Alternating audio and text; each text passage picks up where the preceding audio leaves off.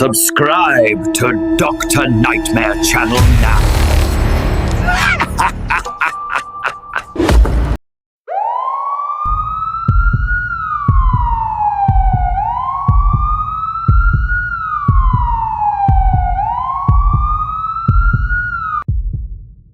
Story 1.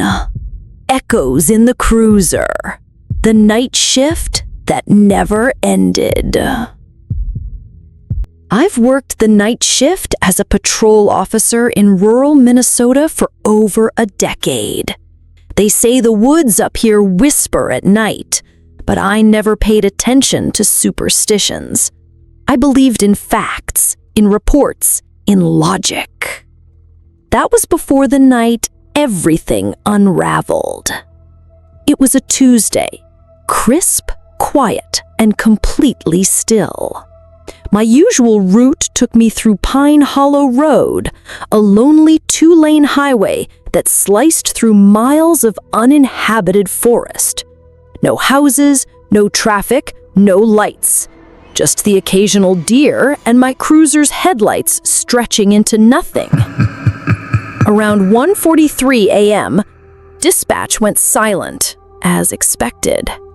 I slowed the cruiser and leaned back, sipping coffee from my thermos. Then, in the far edge of my headlights, I saw something. Tail lights. Not moving. Just glowing red, stationary on the side of the road. I frowned. I hadn't passed another vehicle for nearly 20 miles, and there was no report of any stalled cars. I inched closer. The car was parked at an odd angle on the shoulder, half in the ditch. Driver's side door swung wide open. Its hazard lights blinked lazily. A cold dread prickled my neck. I parked behind it, flipped on my high beams, and radioed in the plate. No match. The plate was clean, but unregistered. I approached slowly, hand on my holster, flashlight in the other. The interior was empty, at least at first glance. I caught a whiff of something acrid, something like copper and decay. I called out, "Hello? Officer Taylor? Rosewood PD? Is anyone here? Are you injured?" No response. Then I heard it. The soft crunch of leaves to my right. I turned sharply, light sweeping over the tree line. A figure, tall, thin, and fast, darted into the woods. No flashlight, no sound but fleeing feet and rustling branches. "Stop! Police!" I gave chase, ducking beneath branches, twigs slapping my face, boots thudding on cold dirt. But the figure moved unnaturally fast, inhumanly fast. It disappeared into the shadows like it was part of them. Breathing hard, I stopped, catching only the sound of my own heartbeat. The forest swallowed everything else. I turned back. That's when I noticed something. My cruiser. It was gone. Gone! No headlights, no brake lights, no trace of it ever being parked behind that abandoned car. Just trees. Miles of them. I blinked in disbelief, spun around, retraced my steps. Nothing. My footprints in the dirt had vanished too. The only path was deeper into the woods. Confused and now truly unnerved, I radioed in. No signal. Not static. Nothing. Just silence. I turned to head back to the abandoned car, but it wasn't there either. There was nothing now but forest. Not even the road. Just trees.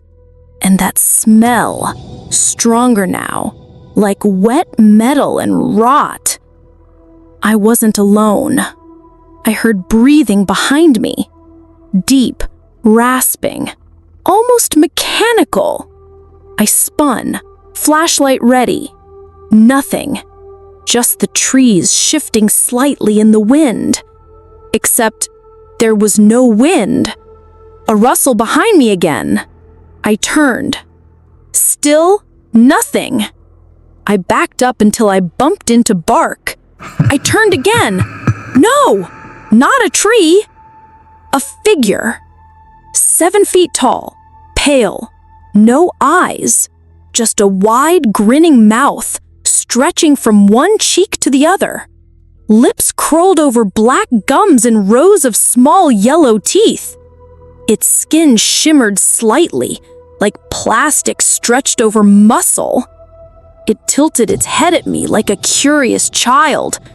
I stumbled back, hand reaching for my weapon, but it was gone. My belt, my entire utility belt was missing. I turned and ran. I don't remember how long or how far I ran. Minutes? Hours? Eventually, I collapsed. When I opened my eyes, I was back in my cruiser. The dashboard lights blinked normally. My radio buzzed with static, then clicked on. Unit 4, do you copy? You've been silent for 27 minutes. What's your status? I blinked, grabbed the radio. This is Unit 4. I lost visual for a bit. Sorry, false alarm. My voice sounded foreign to me. Thin, hoarse. I looked ahead. The car with the open door was back, just as I'd first seen it. But this time, something was different. The figure that ran into the woods? It was sitting in the driver's seat, smiling at me. I didn't report that part. I drove straight back to the station, never looked back. I told myself it was fatigue, maybe hallucination, maybe a trick of the light and adrenaline. But the next morning, a call came in from a hiker 10 miles east of Pine Hollow. They'd found a patrol cruiser deep in the woods, engine cold, no damage, just abandoned, locked from the inside. No sign of the officer assigned to it. It was marked Unit 4, the one I was sitting in. I checked the lot. My cruiser was there, scratched, slightly muddy, but fine. Except the inside smelled like blood. And in the back seat, tucked under the floor mat, was a single piece of rotting paper. On it were 6 words. This shift never really ends. Story 2. The House That Rearranged Itself. People always assume the worst calls happen in the big cities. Drugs, shootings, car chases. But rural police work has its own brand of horror. Quiet, crawling, psychological. My name's Officer Daniel Ross. Been with the Jefferson County Sheriff's Office for 9 years. One night last October, my partner Avery and I were assigned to a welfare check on a woman named Claire Henley. Claire was a registered parolee under house arrest, ankle monitor, 2 DUIs, and some domestic disturbances in her record. Dispatch had gotten strange activity alerts from her tether device, erratic movements, inconsistent GPS signals. Then nothing. Claire lived alone in a colonial-style house on the edge of the Maplewood region. It was surrounded by dead fields and silent trees. No streetlights, no neighbors for at least a mile in any direction. We arrived around 7:40 p.m. Autumn fog had begun to roll in. I remember stepping out of the cruiser and instantly feeling like something was wrong, like we had interrupted something ancient and brooding. The house was dark, except for a single flickering light on the second floor. Avery went to the front door.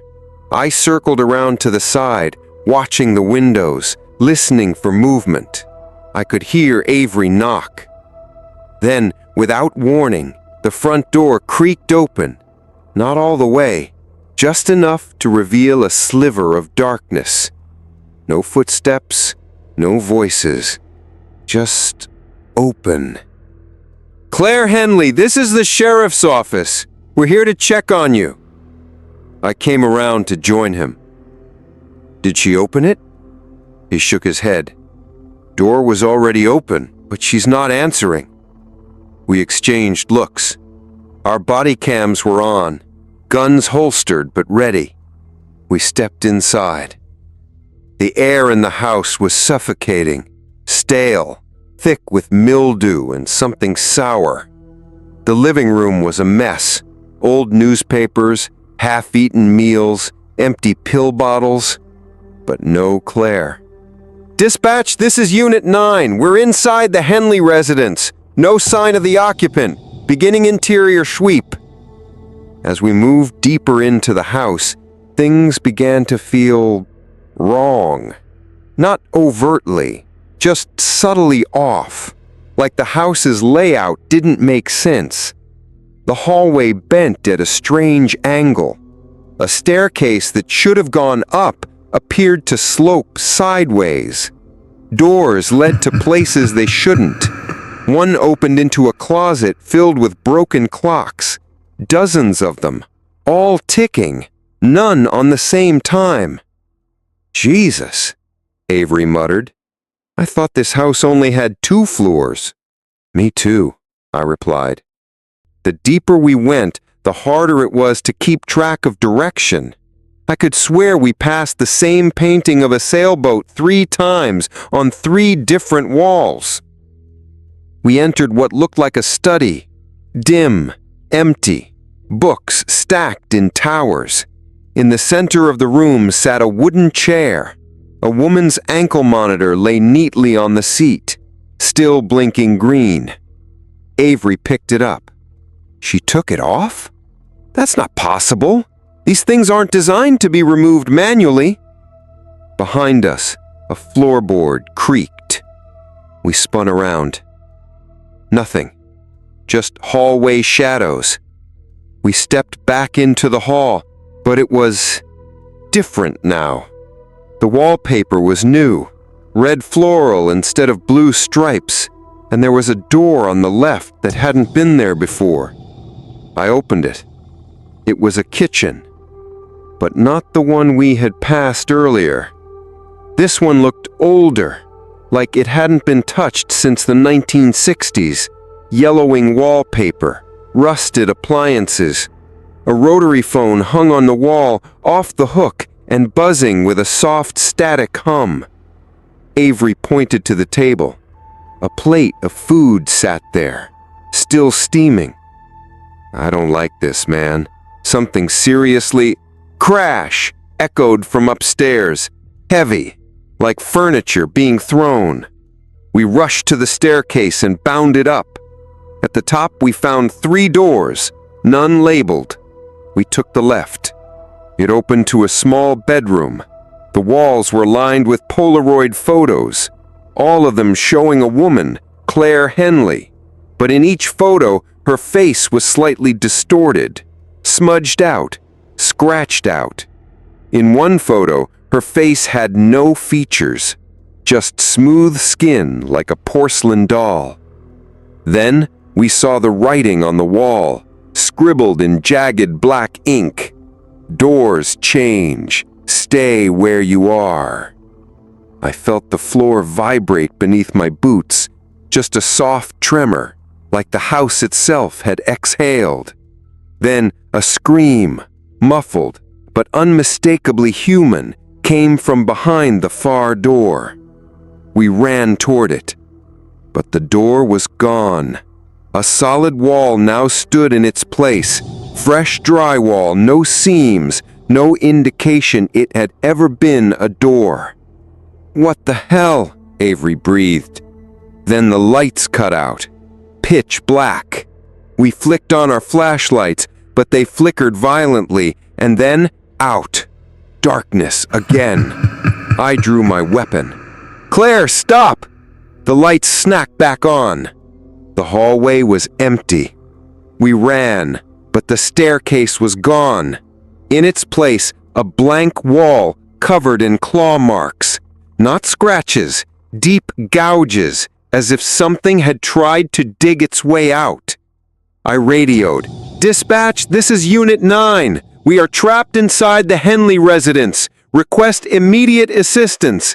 Something is wrong with the interior. It's changing." No response, only static.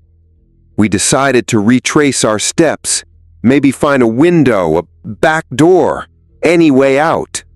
But the more we walked, the stranger things became. Rooms rearranged, doors vanished. One hallway led us back to the same kitchen we had seen twice, only now it was flooded, water ankle deep, murky and cold. Something floated by my boot. A photo. Claire again, only now she was hanging upside down, mouth open in a scream. We ran again, found the living room or something like it, and there, sitting on the couch, was Claire. Only she wasn't moving, not breathing, eyes wide open, dried blood caked around her mouth. I stepped closer. It wasn't Claire. It was a mannequin, dressed in Claire's clothes, a crude attempt at imitation. The skin was rubbery, stitched at the joints. In its lap sat another ankle monitor, blinking red. The walls began to hum, low, vibrating, then whispering. Not words, just breath, all around us. Avery turned to me. "Get us out of here!" I nodded. We found a window and broke it. Outside, darkness. Not night, just void. No stars, no moon, no ground, just swirling black. I threw a chair through it. The chair never hit the ground. It vanished. We stood in the house, now realizing we weren't in Jefferson County anymore. Not in Minnesota, not even on Earth or anything remotely like it. Just the house, floating, changing, feeding. Avery screamed. I turned and he was gone. Just gone. Like he'd been erased. I collapsed to my knees. The front door opened. There was nothing behind it but light, blinding white and pulsing like a heartbeat. I stepped through. I woke up in a hospital 2 days later. They said I was found in the woods, mumbling nonsense, covered in dust. No sign of Avery, no Henley residence at the coordinates we'd been dispatched to.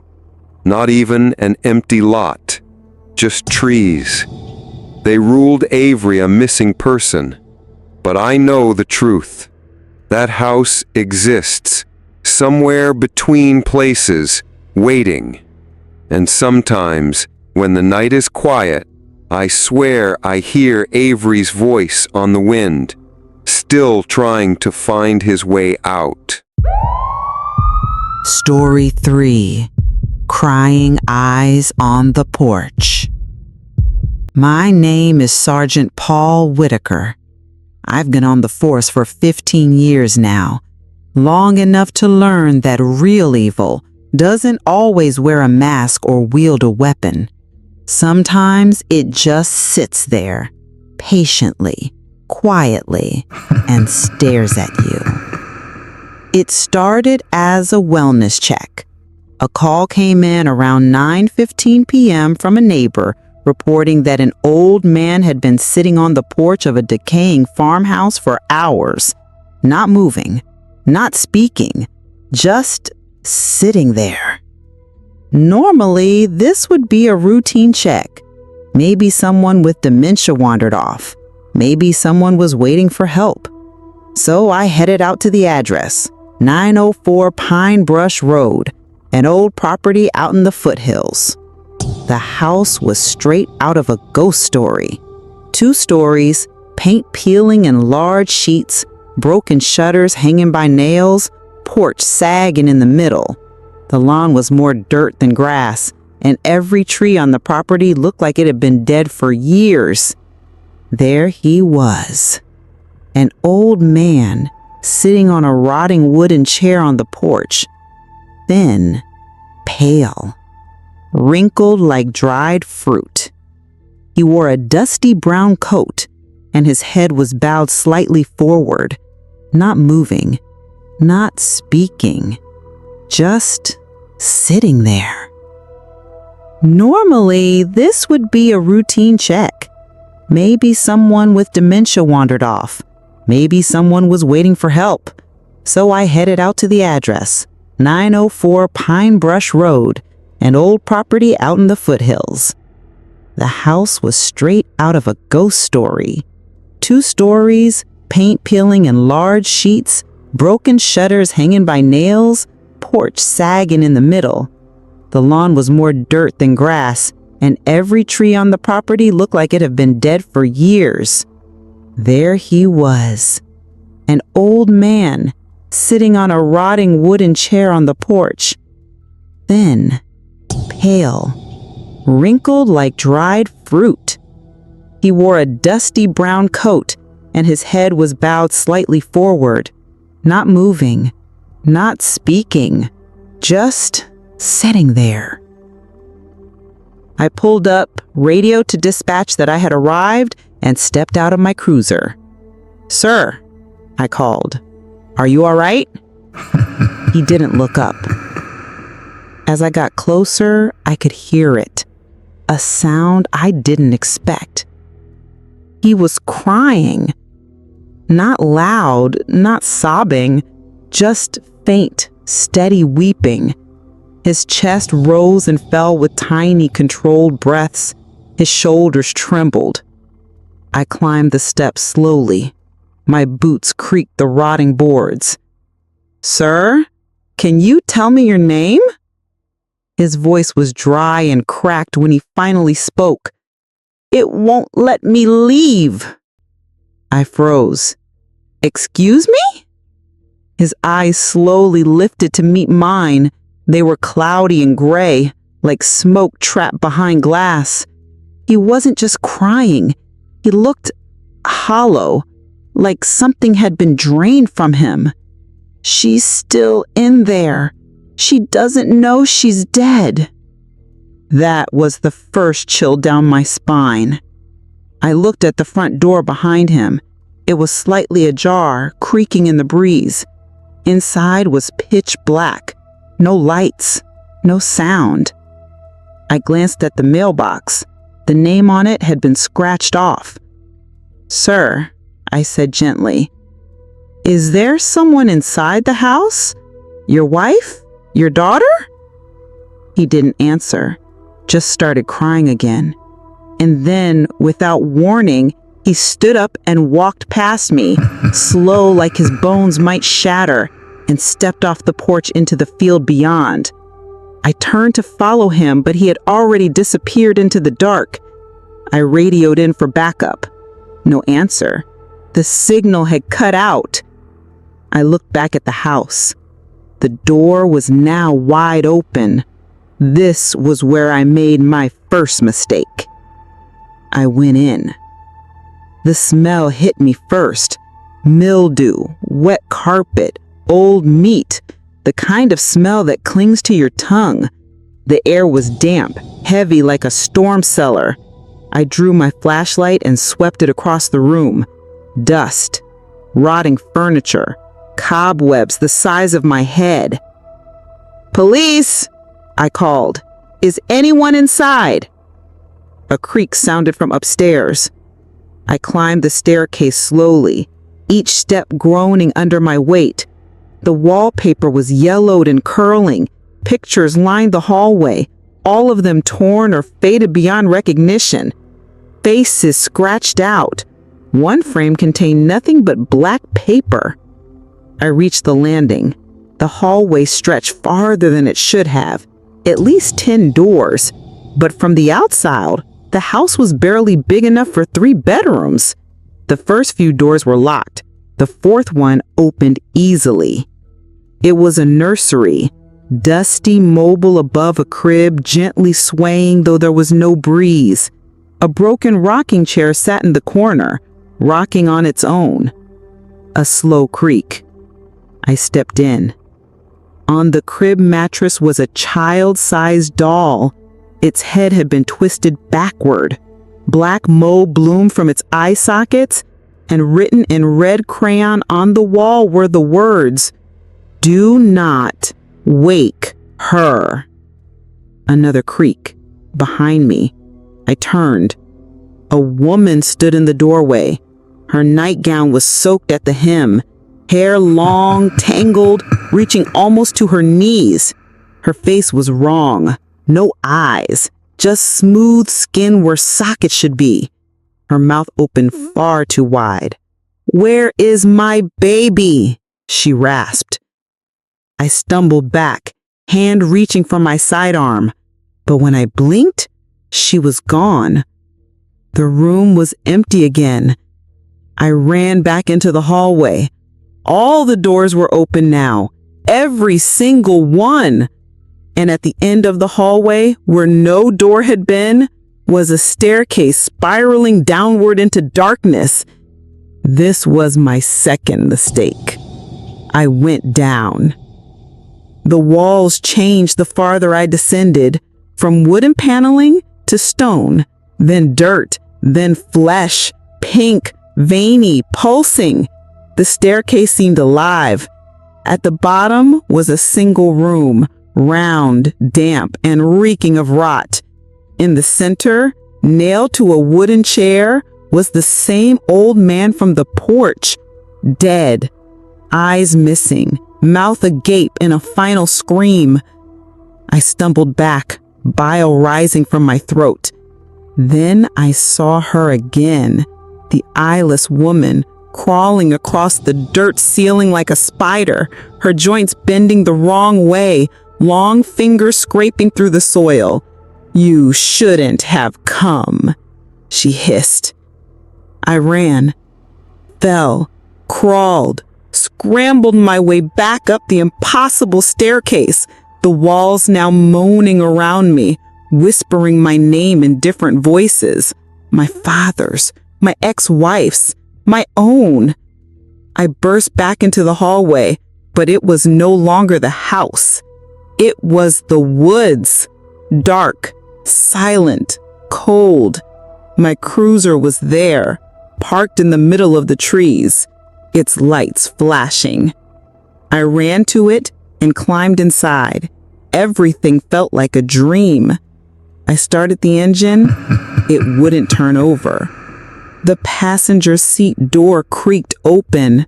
The doll from the crib sat there, blinking, smiling. I screamed. Everything went black. When I woke, I was lying on the porch of the farmhouse. The sun was up.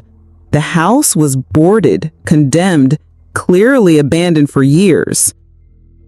My cruiser was parked on the road. Dispatch told me I'd been missing for 5 hours. They found no old man, no woman, no baby's room, just debris and decay. But the house hadn't had power in over a decade. And yet, in the dirt of the nursery floor, they found fresh red crayon marks. "Do not wake her." I never went back. But sometimes I dream of her. And in the dream, she whispers that my baby's inside and she wants to come get her. Story 4. Beneath the bed was a stranger. My name is Officer Jacob Renshaw, badge 6112. Part of a 3-man unit in a small Tennessee town that most people forget exists. The kind of place where your biggest worry is a drunk dispute over the last lottery ticket at the gas station. At least, that's what I used to think. Until I took the call on Hollow Pine Lane. The dispatcher's voice came through just before midnight. Possible break-in. Caller sounds distressed. Line went dead during the call. No answer on callback. The address? 37 Hollow Pine. A one-story ranch home at the end of a gravel road. The kind of place that looks lonely even in daylight. The caller was a woman named Lindsay Harrow, mid-30s, living alone, no criminal record. She'd recently moved in after a divorce, trying to start fresh, according to the logs. I drove out alone. Protocol normally required backup, but the storm rolling through had half the roads blocked with fallen branches. I radioed that I was en route and drove into the night, windshield wipers struggling to keep up with the rain. By the time I pulled into her driveway, the rain had turned to mist, coating everything in a dense, eerie fog. I stepped out of the cruiser, hand on my flashlight, and knocked on the door. No response. I knocked again. "Miss Harrow, it's Officer Renshaw. I'm here about your call." Silence. Then, the faintest sound, a shuffle, inside the house. I tried the door, unlocked. It opened slowly with a soft groan. The house smelled faintly of lavender and something metallic, like iron. "Police," I announced. "Is anyone here? Miss Harrow?" Nothing. The living room was neat. Too neat. A glass of water sat untouched on the coffee table. The television was on, static, but the remote was placed neatly beside it. I moved through the house, room by room, calling out, shining my light into corners. When I entered the bedroom, I saw her. Lindsay Harrow sitting upright in bed, clutching her knees, eyes wide, pale as paper. "Miss Harrow?" I said softly. She didn't speak, didn't move. I stepped closer, lowering my flashlight. Her eyes flicked to mine. There was something in them, not fear, something worse. Hopelessness. I asked, "Did someone break in?" She shook her head. "Are you alone?" She opened her mouth as if to speak, then stopped. Her eyes darted downward. I followed her gaze.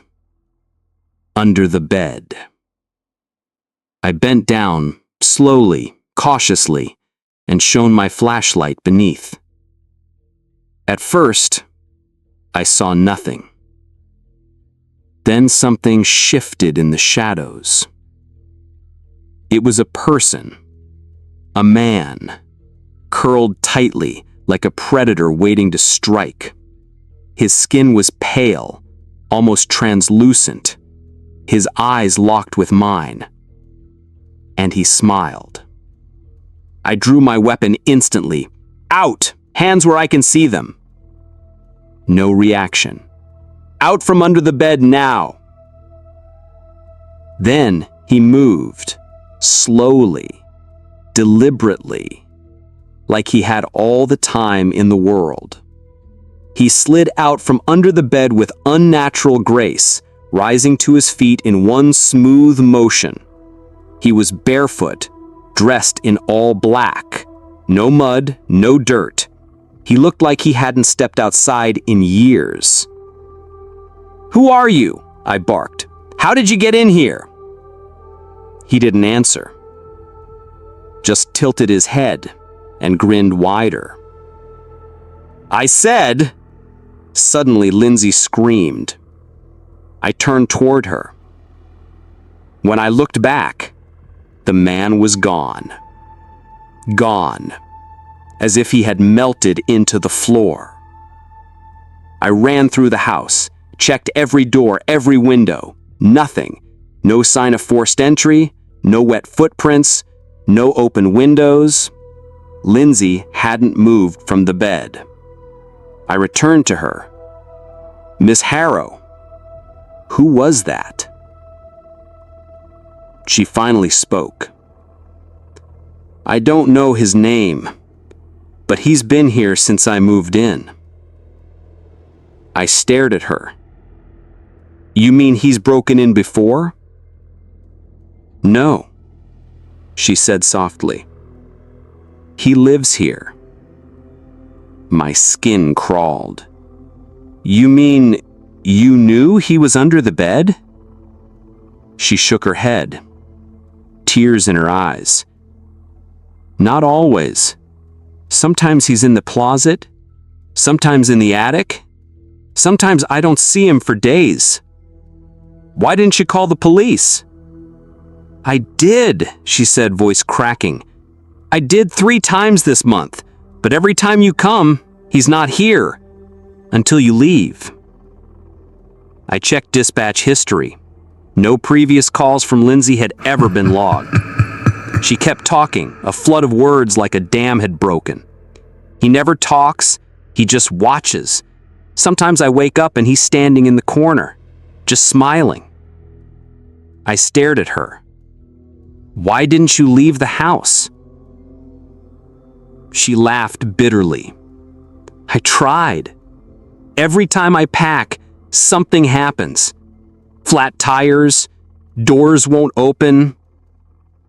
Once I blacked out at the threshold, woke up in the bathtub. She grabbed my arm suddenly. Please, don't leave me here. I called for backup again. Still no response. My radio buzzed, then fizzled with static. I escorted Lindsay to the cruiser, locked her inside for safety, and returned to the house. I had to find him. I searched the house top to bottom. Nothing. Then I went into the attic. It was cold, far colder than it should have been. A child's drawing lay on the floor. Crayons. Stick figures. One was smiling. Large black eyes. Long arms. Standing beside a bed. The caption, "He lives under me." My flashlight flickered. Behind me, a whisper. I turned. No one. The floor creaked. I stepped backward and fell through, crashing down into the master bedroom. Everything went black. When I woke, I was on the bed. Not on it. Strapped to it. Belts across my chest and arms. My flashlight was gone. My gun, too. I couldn't scream. Something was in my mouth, cloth or tape. And then I saw him. That man. He stepped out from the closet, still smiling, still silent. He stood beside the bed, leaning close. I could smell his breath, sweet, sickly, like rotting fruit. Then he whispered, "I don't like when people take her away." I struggled, thrashed, tried to scream. His smile never changed. He leaned closer. "I've lived here for a long, long time, and now so will you." Everything went dark again. When I came to, I was sitting in my cruiser. Radio crackling. My hands on the wheel. Lindsay was gone. The house was quiet. The porch light was on. Nothing looked disturbed. I tried to stand. My limbs ached. My head throbbed. Dispatch finally responded. I mumbled something about the suspect fleeing. No injuries, no arrest. That was 2 months ago. Every night since, I wake up at 3:17 a.m. Every night, I check under my bed. And sometimes, he's there, smiling. Story 5. Tethered to the Unknown. I'm Officer Derek Miles, assigned to the Electronic Monitoring Unit for the Sheriff's Department. Our job is to track parolees wearing ankle monitors, some on house arrest, some with violent records, all under digital surveillance. The technology isn't perfect, but it usually keeps things predictable. That was until the night Stephen Cortez vanished. His monitor ID was A3745, and around 10:12 p.m., his signal began flickering wildly, jumping between two coordinates almost 15 miles apart. My partner, Officer Riley, and I assumed it was a software glitch, but protocol said we needed to check in person. Cortez was recently released on armed robbery charges, and his last known address was a crumbling farmhouse near Windmere Quarry, a place so remote the GPS barely mapped it. Rain had poured earlier that evening, and by the time we reached the house around 10:45 p.m., the dirt road leading in was a trail of sticky mud. The house looked abandoned. No porch lights, windows boarded up, the front steps barely holding. I parked the cruiser 50 feet from the property and logged our arrival with dispatch. As we walked up, our boots sank into the wet soil. Cortez's location was pinging from inside the house. I knocked, loudly. "Sheriff's Department? Stephen Cortez, we need to speak with you." No response. Riley knocked again. Still nothing. I tried the doorknob. Unlocked. The door swung open on its own, creaking slowly into a pitch-black interior that smelled like mildew, wet metal, and something sour. We stepped in, flashlights sweeping side to side. The living room was trashed, beer cans, crumpled clothes, and cigarette butts scattered across the floor. But the strangest thing was the kitchen, which was spotless. Plates stacked neatly, no dust, everything arranged with unnatural precision. That's when the monitor signal jumped again. The blinking dot on our tracking tablet now showed Cortez in the basement. We found the basement door in the hallway, locked from the outside with a heavy, rusted padlock. Odd. I retrieved a crowbar from the cruiser and broke it open. As the door creaked, a burst of frigid air rushed up the stairs like a blast from a walk-in freezer. We looked at each other, both unsettled, but descended with flashlights and hands near our holsters. The stairs groaned under our weight.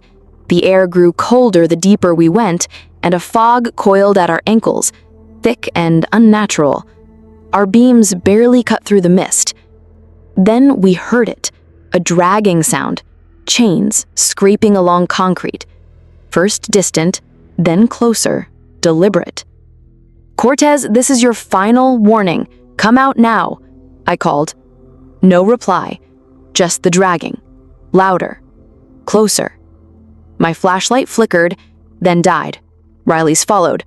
We were swallowed by blackness. I felt something brush against my leg, something cold and slick. I froze. Riley whispered, "Get back up the stairs, now." We turned only to find that the staircase was gone. Not broken, gone. In its place was a solid concrete wall, seamless, as if it had never existed. "What the hell is this?" I muttered. The dragging stopped. Silence. Then came the breathing, wet, guttural, ragged, not from one direction, but from all around us. I turned and caught a glimpse of something in the dark. It towered over us, a figure, hulking, bound in rusted chains that wrapped around its limbs like restraints. Its skin looked wet and raw, stretched thin over pulsing muscles. Its face, if you could call it that, was smooth and pale, with no features, but something about it radiated rage. Around one of its massive ankles blinked a red light. the monitor. Cortez's. It wasn't him. It wasn't even human. I whispered, "Riley, move." We ran, boots slamming on the concrete, but every path curved into another. The basement had transformed into a maze, hallways looping back, walls shifting, corners that shouldn't exist. Riley tripped behind me and shouted. I turned, but he was gone. Vanished. No scream, no sound, just gone. My breath caught in my throat. I spun in place, flashlight trembling in my hand. The air was vibrating. The fog was pulsing now, like a living thing. Then I saw it again, that creature at the far end of the hall, watching, waiting. It didn't chase me. It didn't need to. The hallway behind me opened up into a small room. I stumbled in, desperate for any exit. In the center of the floor sat a metal folding chair with a file placed on it. A manila folder labeled with my name, Officer Derek Miles. I picked it up with shaking hands. Inside were photos, my patrol reports, my personal record, even personal things. A photo of my daughter, my divorce paperwork, notes from therapy I'd never shared with anyone. At the back of the file was a single image. It was me, strapped to that same chair, eyes removed, mouth sewn shut. I backed away, heart pounding. The concrete wall behind me cracked, split, then peeled open like a mouth. A blinding white light poured through it. I staggered into it. When I came to, I was lying on the side of the road next to my cruiser. Mud on my uniform, blood on my hands, but no wounds. Riley was gone. I called for him again and again, no answer. I reported back to dispatch. They said I had only been off the grid for 15 minutes, but I know I was in that place for hours, maybe longer.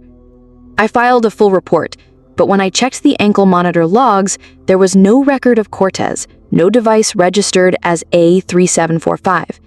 I asked for Riley. The department told me he had been transferred to a different district, but no one could say where. A week later, I got a small box delivered to my house. No return label.